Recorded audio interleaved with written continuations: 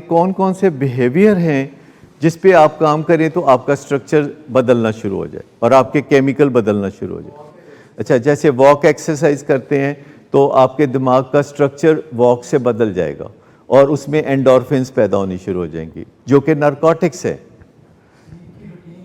اچھا, سلیپ کی روٹین صحیح کریں گے تو آپ کی سیروٹونن اوپر آنی شروع ہو جائے گی.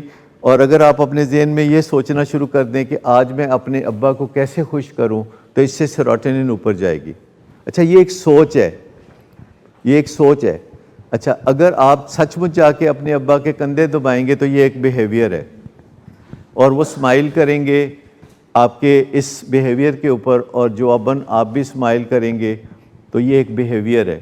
اور اس بیہیویئر سے آپ کے دماغ کے اندر کچھ اسٹرکچرل چینجز آئیں گی اور آپ کا دماغ جو ہے ریپیٹڈلی اس بیہیویئر میں سے اسٹرکچرل چینجز کو پیدا کرے گا اور اخیر میں سیروٹونن بڑھے گی.